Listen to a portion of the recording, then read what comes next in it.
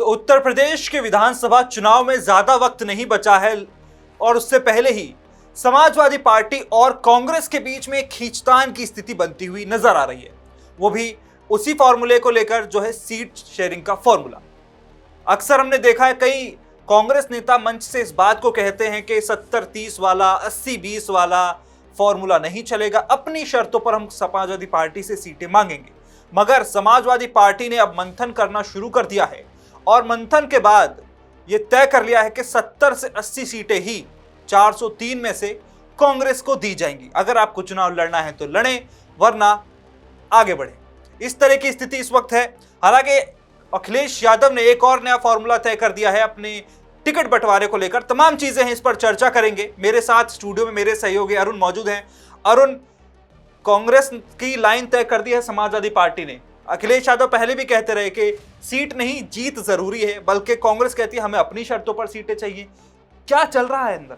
देखिए, एकदम साफ लहजे में कहें, बिल्कुल साफ तरीके से पानी की तरह कहें तो मुझे लग रहा है कि उत्तर प्रदेश में जिस गठबंधन की बात या जिस गठबंधन को लेकर लोकसभा में समाजवादी पार्टी और कांग्रेस आगे बढ़ी थी, उसमें दरार, उसमें तकरार दिखाई दे रही है। मैं ये क्यों कह रहा हूँ? क्योंकि अखिलेश यादव ने एक सर्वे, एक रिपोर्ट जो है हर एक क्षेत्रों से मंगाया है, कराया है।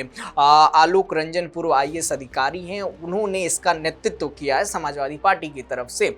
इस रिपोर्ट में ये कहा गया है कि समाजवादी पार्टी 70 से 75 सीटें जो है वो कांग्रेस को देने की तैयारी में है। इससे ज्यादा नहीं दे सकती, ज्यादा से ज्यादा हो सकता है कि 80 सीटें कर दे, यानी 70 से 80 के बीच में समाजवादी पार्टी जो है वो कांग्रेस को सीट देने की तैयारी में है। कांग्रेस ये कह रही है कि भैया साथ में हमने लोकसभा चुनाव लड़ा था और लोकसभा में जो प्रदर्शन हुआ था वो हमारे दम पर हुआ था। आप तीसरी सबसे बड़ी पार्टी बने तो हमारी वजह से बने, आप उत्तर प्रदेश में बीजेपी को आधा कर पाए तो हमारी वजह से कर पाए। अब यहां पर कांग्रेस कह रही है कि हम 100 से कम पर तो मानेंगे ही नहीं। सूत्र ये बता रहे हैं कि कांग्रेस 120 सीटों की मांग कर रही है, लेकिन समाजवादी पार्टी 80 से ज्यादा देने को तैयार नहीं है। अब इसके पीछे एक कहानी ये भी तैयार हो रही है कि भैया क्या कांग्रेस अब सपा का साथ छोड़कर किसी दूसरे दल के साथ जाएगी? एक पर्दे के पीछे की कहानी है जो इन सीटों के बंटवारे को लेकर, इन सर्वे को लेकर तमाम उठ रहे हैं। कांग्रेस ज्यादा सीटें इसलिए भी मांग रही है क्योंकि जब 2022 का विधानसभा चुनाव था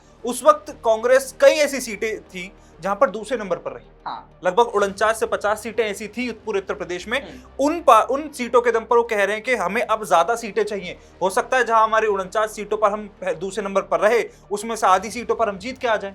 बिल्कुल, देखिए कांग्रेस का अभी क्या है ना कि कांग्रेस ये चाह रही है कि हम जिस तरीके से उत्तर प्रदेश में अपना वो पुराना वाला वर्चस्व या अपना जो रिदम है वो वापस पाए हैं लोकसभा में, उसके जरिए हम जो 2027 का विधानसभा चुनाव है इसमें हम अपना पुराना अस्तित्व फिर से बनाना चाह रहे हैं। हम सरकार बनाने की भूमिका में आना चाह रहे हैं। वो अब किंग नहीं तो किंग मेकर। हाँ, किंग मेकर ही सही। हमारे पास अगर 50 विधायक भी आ जाते हैं तो फिर भैया ये होगा कि उत्तर प्रदेश में जो है बहुत बड़ा राज्य है। उत्तर प्रदेश में कहा जाता है कि जिसकी सरकार उत्तर प्रदेश में बनती है, जो सहयोगी होता है, उसका दबदबा दिल्ली में चलता है।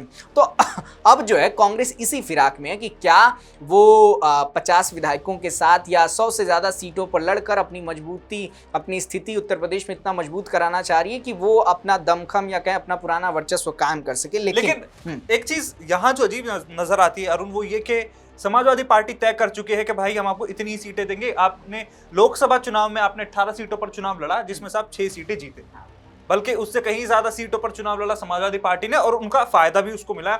ऐसा पहली बार उत्तर प्रदेश में हुआ जब समाजवादी पार्टी लोकसभा चुनाव में सबसे बेहतरीन प्रदर्शन करके दिखाया और एक बहुत बड़ी पार्टी उभर कर सामने आई।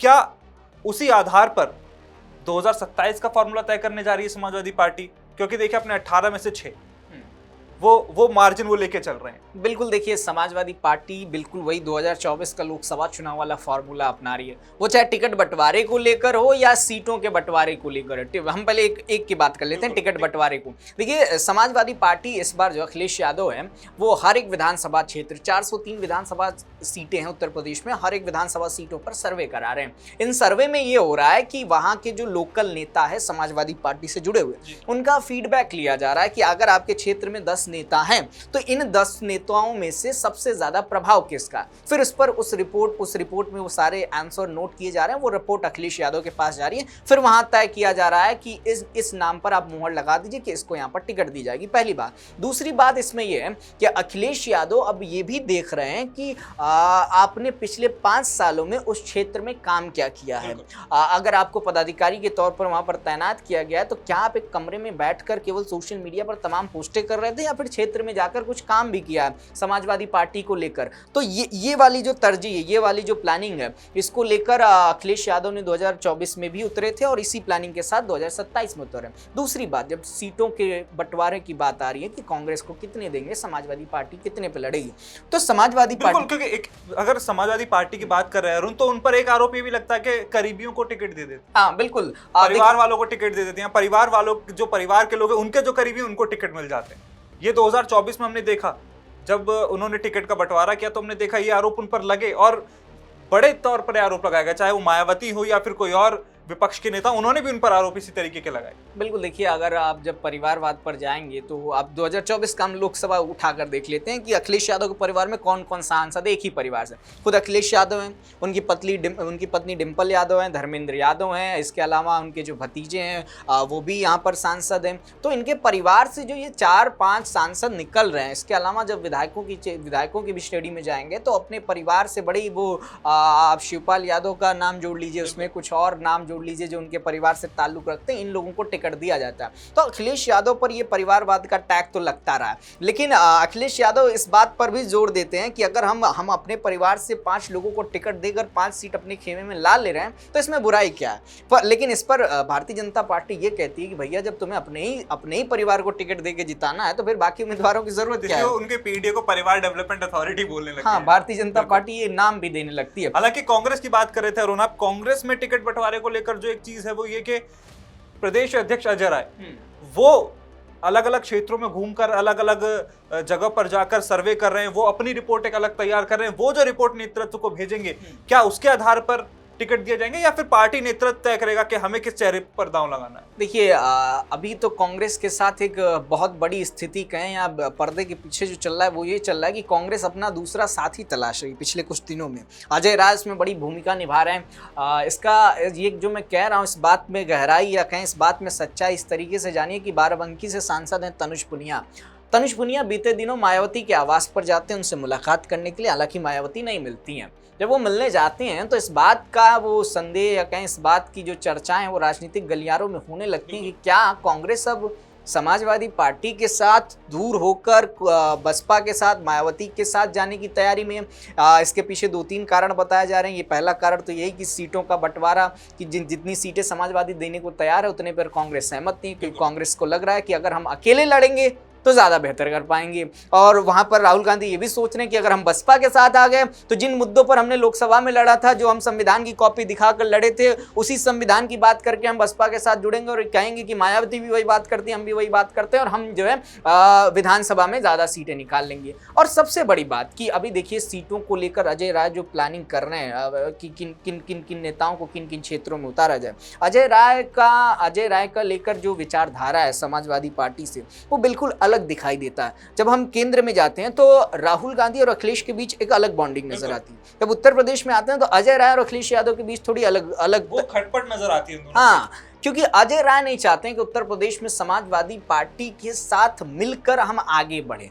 जो टू बी पॉइंट में जो एकदम खुले तरीके से बता रहा हूँ, इसके पीछे कारण क्या है? क्योंकि अजय राय तमाम मुद्दों पर बार बार समाजवादी पार्टी को घेरते रहे लोकसभा चुनाव से पहले। जब उनको ऊपर से आदेश आ गया कि भैया थोड़ा सब्र रखो, थोड़ा शांत रखो, हम लोग एक ही साथ में एक ही टीम में हैं, तो वो थोड़े शांत हो गए।